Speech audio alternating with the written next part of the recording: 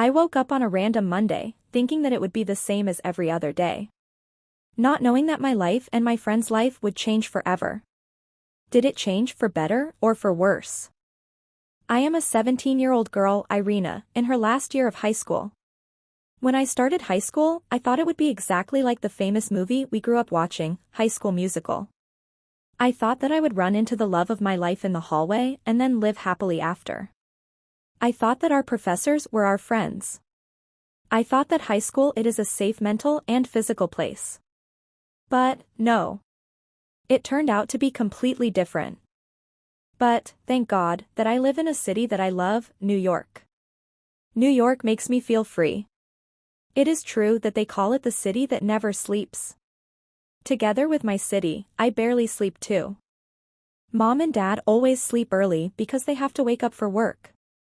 They don't hear me when I sneak out at night with my friends. They find it weird that I can never wake up for school in time. They call me sleepyhead.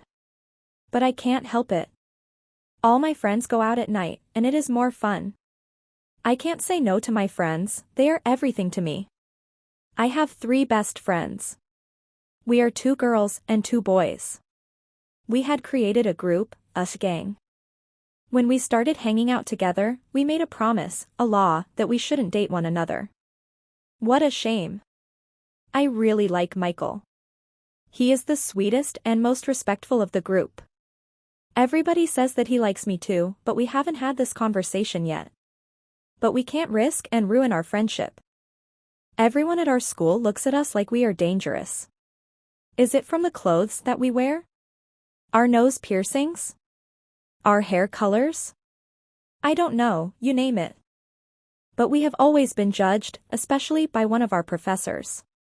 His name is Mr. Robert. Mr. Robert teaches us math, and we hate math. I mean, who loves math? Mr. Robert is almost in his 60s. We heard that he is not married and he doesn't have any kids. Who could marry him? He is a living hell. He is tall, has glasses, and wears ancient clothes. We are pretty sure he takes his clothes straight from a museum. He smells like he eats onions for mornings. Mr. Robert hates everyone, but I think he hates our group some extra more. There are times that I feel sorry for him because he is old. I say to myself that Mr. Robert could be my dad or even my grandpa, and I try my best to respect him. But he doesn't seem to appreciate it. He doesn't grade any of our tests. He directly fails us. He never lets me speak when I raise my hand up. He doesn't even let us go in the bathroom. At first, it didn't bother me, but then things changed for the worse. Barely no one would ever wear the school uniform, but every time he saw me that I wasn't wearing it, he would hit on my hands with his rod. This would continue every day until I couldn't take it anymore and decided to wear my school uniform. My friends would make fun of me, saying that I was scared of him. I wasn't, but my hands had become full of scars, and I didn't want to make my mom and dad worried. I thought that if I wore the school uniform, Mr. Robert would leave me alone, but no. He started to get bothered by my nose piercing, saying that he couldn't even look at my face. I got rid of my nose piercing, but he would get bothered with everything that my friends and I would do. But we were patient because, within weeks, we would graduate, and we would never see or hear about Mr. Robert again.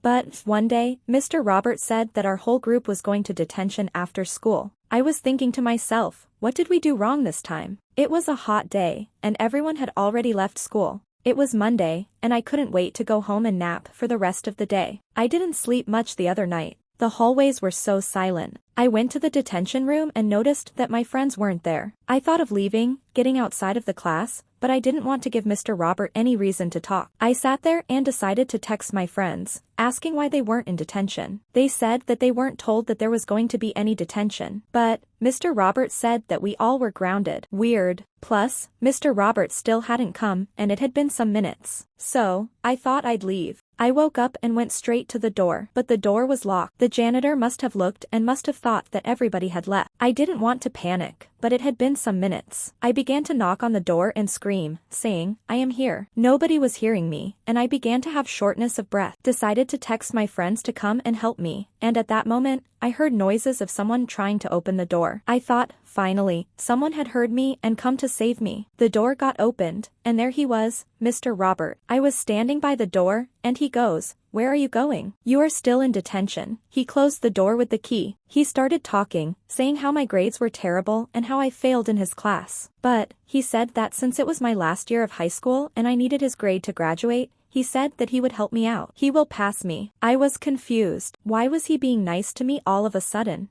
I thanked him and got up, wanting to leave. As I was walking, I could hear his smell and the breath and noticed that he was walking behind me. When I arrived at the door, he put his hand on it and said, "But, there is something you need to do if you want to pass my class."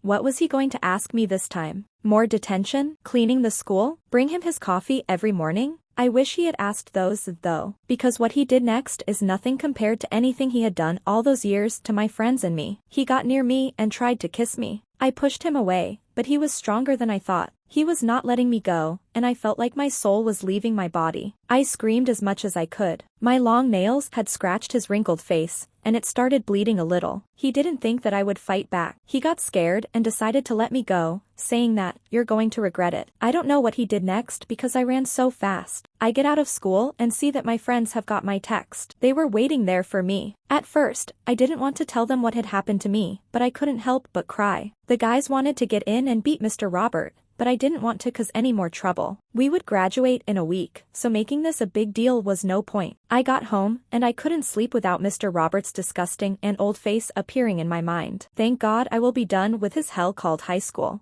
Days went by, and Mr. Robert was not coming to school. Everyone was wondering where he was because he hadn't called. But, I didn't care. The last day of high school had taken place, and we were more excited than ever. Mr. Robert was there too but didn't even look at us. Our teachers were grading our grades, seeing who was going to graduate. Tomorrow was a big day, and our school was getting prepared. They called us name by name, the ones who were going to graduate. But, I couldn't hear my name, not only me but my friends too. We decided to go and talk to the school consultant, and they told us that Mr. Robert didn't pass us, and we must spend our whole summer taking the class and then graduate.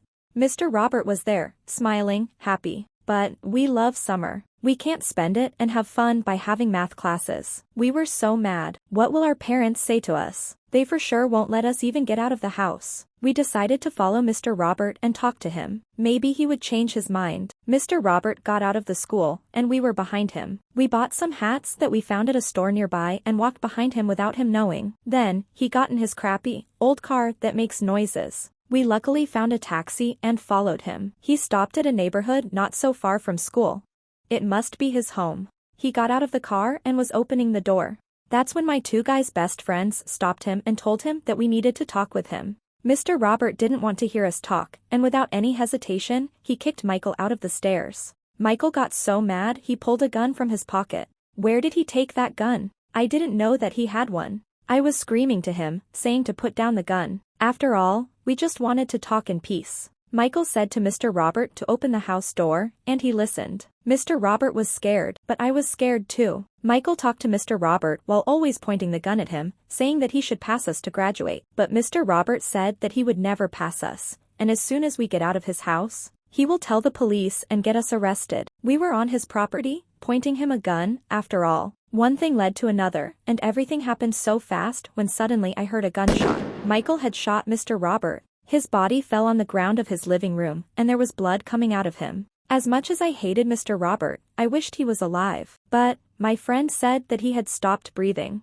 I was screaming at Michael, saying, "What the hell did you do?" But Michael got scared too, saying that Mr. Robert was going to call the police. We all just stand there, not knowing what to do. We couldn't believe that we had killed our own professor. The clock was ticking, and suddenly, someone was calling Mr. Robert. The phone couldn't stop. If that someone didn't stop calling Mr. Robert, they would sense something terrible had happened. We decided to wait to get dark outside and put the body somewhere. We got Mr. Robert's car keys and put him in the back seat. We drove to the nearest forest, dug the ground, and put the body there. We left from there like we didn't do anything wrong, but our hearts were beating so fast, and we were so scared. We got back in Mr. Robert's house and cleaned the place, and we never got back there. Days went by, and there were police searching for Mr. Robert. Nobody knew where he was. The friends at our school got graduated, and we still had to take math classes, but with another professor. Summer had come, but life didn't feel the same anymore. Mr. Robert couldn't get out of our minds. After some time, we heard the news that they had found Mr. Robert's body somewhere in the forests. I was at the beach when I got a disturbing call from someone, saying that they were Mr. Robert's neighbor and they knew what we did. Is someone messing with us? Should I go and talk to the police and confess everything? At least I got the chance to tell my side of the story here,